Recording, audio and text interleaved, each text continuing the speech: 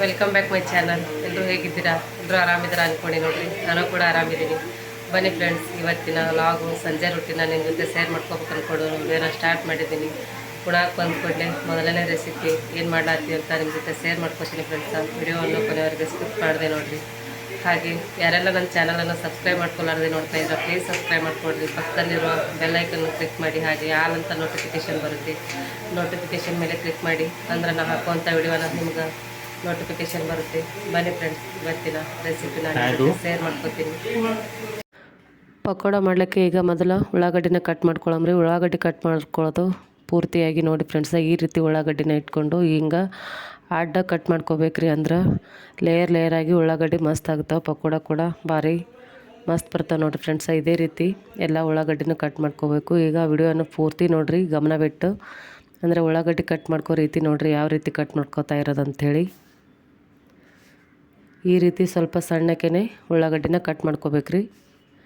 ನೋಡಿರಿ, ಎಲ್ಲ ಉಳ್ಳಾಗಡ್ಡಿನ ಈ ರೀತಿ ಕಟ್ ಮಾಡಿಕೊಂಡು ಕೈಲಿಂದ ಪೂರ್ಣ ಬಿಡಿಸ್ಕೋಬೇಕ್ರಿ. ಅವು ಎಳೆಯಾಗಿ ಬಿಡಿಸ್ಕೋಬೇಕು. ಮಸ್ತಾಗಿ ಟೇಸ್ಟಿಯಾಗಿ ಬಿಸಿ ಬಿಸಿ ಪಕೋಡನ ಮಾಡೋದು ಹೆಂಗಂತ ನೋಡಮ್ರಿ. ತುಂಬಾ ಶಾರ್ಟ್ ಇದೆ ವಿಡಿಯೋ, ಸ್ಕಿಪ್ ಮಾಡಿದೆ ನೋಡಿರಿ ಕೊನೆವರೆಗೂ.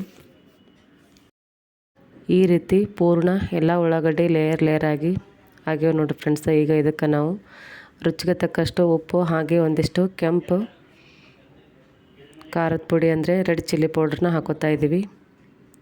ನಮ್ಮ ತಂಗಿ ಮತ್ತು ನಮ್ಮ ಮೈದನ ಕೂಡಿ ಮಾಡ್ತಾ ಇರೋದು ಫ್ರೆಂಡ್ಸ್. ಸಂಜೆ ಸ್ನ್ಯಾಕ್ಸು, ಸಂಜೆ ಟೈಮಲ್ಲಿ ಅಡುಗೆ ಕೂಡ ಇತ್ತು. ಆದರೆ ಸಂಜೆ ಬೇರೆ ಏನಾದರೂ ಸ್ನ್ಯಾಕ್ಸ್ ಬೇಕಂದ್ಕೊಂಡು ನಮ್ಮ ಮೈದನ ರೆಡಿ ಮಾಡ್ತಾಯಿದ್ದೇನೆ. ಹಾಗೆ ನಮ್ಮ ತಂಗಿ ಕೂಡ ಹೆಲ್ಪ್ ಮಾಡ್ತಾಯಿದ್ರು ನೋಡಿ ಫ್ರೆಂಡ್ಸ. ಈಗ ನಿಮ್ಗೆ ಖಾರಕ್ಕೆ ಎಷ್ಟು ಬೇಕೋ ಅಷ್ಟು ಕೆಂಪು ಖಾರದ ಪುಡಿ, ರೆಡ್ ಚಿಲ್ಲಿ ಪೌಡ್ರನ್ನ ಹಾಕ್ಕೋಬೋದು ನೋಡಿರಿ. ಈ ರೀತಿ ಮೊದಲೇ ಉಳ್ಳಾಗಡ್ಡಿ ಒಳಗೆ ರುಚಿಗೆ ತಕ್ಕಷ್ಟು ಉಪ್ಪು ಹಾಗೆ ಖಾರನ ಹಾಕ್ಕೊಂಡು ಈ ರೀತಿ ಮಿಕ್ಸ್ ಮಾಡಿಕೊಂಡು, ಹಾಗೆ ಒಂದಿಷ್ಟು ಕಡಲೆ ಹಿಟ್ಟನ್ನ ನೋಡಿಕೊಂಡು ಸ್ವಲ್ಪನೇ ಹಾಕ್ಕೋಬೇಕು ಪಕೋಡಕ್ಕೆ. ಜಾಸ್ತಿ ಕಡಲೆ ಹಿಟ್ಟು ಆದರೆ ಈರುಳ್ಳಿ ಪಕೋಡ ತಿನ್ಲಕ್ಕೆ ಟೇಸ್ಟ್ ಅನ್ಸಂಗಿಲ್ಲ ರೀ ನೋಡಿರಿ. ಈ ರೀತಿ ಸ್ವಲ್ಪನೇ ಹಾಕ್ಕೊಂಡು, ಹಾಗೆ ಒಂದಿಷ್ಟು ಅಜ್ವಾನ ಸ್ವಲ್ಪ ಅಂಗೈಲಿ ಹಾಕ್ಕೊಂಡು ತಿಕ್ಕೊಂಡು ಹಾಕ್ಕೋಬೇಕ್ರಿ. ಅಂದರೆ ಸ್ಮೆಲ್ಲು ಕರೆಕ್ಟ್ ಬರುತ್ತೆ ರೀ, ಅಂದ್ರೆ ಟೇಸ್ಟ್ ಆಗುತ್ತೆ. ಅಜ್ವಾನದ ಸ್ಮೆಲ್ಲು ಮಸ್ತ್ ಬರ್ತದೆ ರೀ ಫ್ರೆಂಡ್ಸ.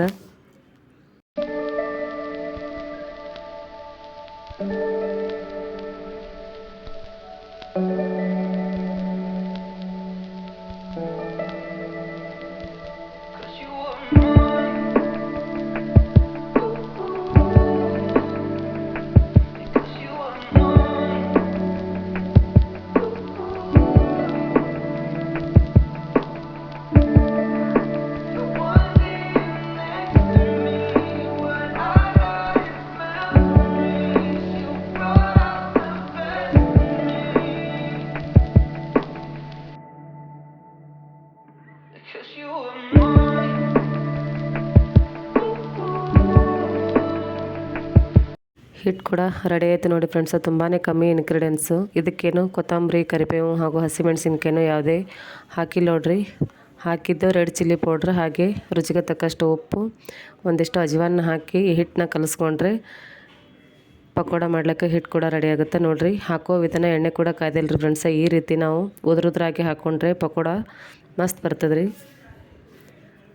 ಸಂಜೆ ಟೈಮಲ್ಲಿ ಜಿಟಿ ಮಳೆ ಟೈಮ್ದಾಗ ಈ ರೀತಿ ಬಿಸಿ ಬಿಸಿ ಪಕೋಡ ಮಾಡ್ಕೊಂಡು ತಿಂದರೆ ಮಸ್ತ್ ಟೇಸ್ಟ್ ಅನಿಸುತ್ತೆ ನೋಡಿರಿ. ಈರುಳ್ಳಿ ಜಾಸ್ತಿ ಇದ್ರೆ ಪಕೋಡ ಮಾತ್ರ ಮಸ್ತ್ ಆಗ್ತಾವೆ. ಈ ರೀತಿ ಸಂಜೆ ಟೈಮಲ್ಲಿ ಮಾಡಿಕೊಟ್ರೆ ಸಣ್ಣವ್ರು ಇಟ್ಕೊಂಡು ದೊಡ್ಡವ್ರ ತನಕ ಎಲ್ರಿಗೂ ಇಷ್ಟ ಆಗುತ್ತೆ ನೋಡಿರಿ. ಈ ರೀತಿ ಮೀಡಿಯಮ್ ಉರಿ ಇಟ್ಕೊಂಡು ಪಕೋಡನ ಫ್ರೈ ಮಾಡ್ಕೋಬೇಕು. ಯಾಕಂದ್ರೆ ಈರುಳ್ಳಿ ಇರೋದ್ರಿಂದ ಸ್ವಲ್ಪ ಜಾಸ್ತಿ ಉರಿ ಇತ್ತು ಅಂದ್ರೆ ಜಲ್ದಿನೇ ಕಲರು ಚೇಂಜ್ ಆಗಿಬಿಡ್ತಾವೆ.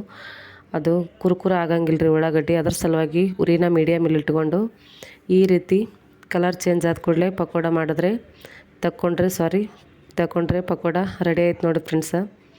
ನೋಡಿರಿ ಯಾವ ರೀತಿ ಕಾಣ್ತಾ ಇದೆ ಅಂತ. ನಾವು ಆಡೋ ಭಾಷೆಯಲ್ಲಿ ನಮ್ಮ ಉತ್ತರ ಕರ್ನಾಟಕದ ಸೈಡು ಡೈಲಿ ಅನ್ನೋದೇ ನಾವು ಉಳ್ಳಾಗಡ್ಡಿ ಅಂತ. ಆದರೆ ಈಗ ಈ ರೀತಿ ವಿಡಿಯೋಕ್ಕೆ ವಾಯ್ಸ್ ಕೊಡೋ ಟೈಮ್ದಾಗ ನನಗೆ ಕೆಲವೊಂದು ಸಾರಿ ಈರುಳ್ಳಿ ಅಂತ ಕೂಡ ಬರುತ್ತೆ. ನೀವು ಏನಾದರೂ ಅನ್ಕೋಬೋದು, ಈರುಳ್ಳಿಯನ್ನು ಅನ್ಕೋಬೋದು, ಉಳ್ಳಾಗಡ್ಡಿನೂ ಅನ್ಕೋಬೋದು. ಒಟ್ಟಿನಲ್ಲಿ ಈರುಳ್ಳಿ ಕಾಂದ ಪಕೋಡ ಮಸ್ತ್ ರೆಡಿ ಆಯ್ತು ನೋಡಿರಿ.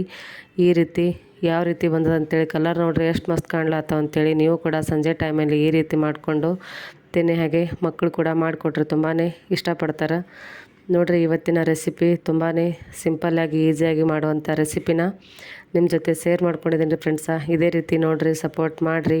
ಈ ವಿಡಿಯೋ ಒಂದು ಸ್ವಲ್ಪನಾದರೂ ನಿಮಗೆ ಯೂಸ್ಫುಲ್ ಅನಿಸಿದರೆ ವಿಡಿಯೋಕ್ಕೆ ಒಂದು ಲೈಕ್ ಕೊಡೋದನ್ನು ಮಾತ್ರ ಮರಿಬೇಡಿ. ಹಾಗೆ ಕಮೆಂಟ್ ಕೂಡ ಮಾಡಿ. ಮತ್ತು ಮುಂದಿನ ವಿಡಿಯೋದಾಗ ಸಿಗೋಣ್ರಿ ಫ್ರೆಂಡ್ಸ. ಹೊಸದು ರೆಸಿಪಿ ಹಾಗೆ ಹೊಸ ವ್ಲಾಗ್ನ ನಿಮ್ಮ ಜೊತೆ ಶೇರ್ ಮಾಡ್ಕೋತೀನಿ. ಈ ವಿಡಿಯೋನ ಇಲ್ಲಿಗೆ ಎಂಡ್ ಮಾಡ್ತಾಯಿದ್ದೀನಿ. ಮತ್ತು ಮುಂದಿನ ವಿಡಿಯೋದಲ್ಲಿ ಸಿಗೋಣ. ಧನ್ಯವಾದಗಳು.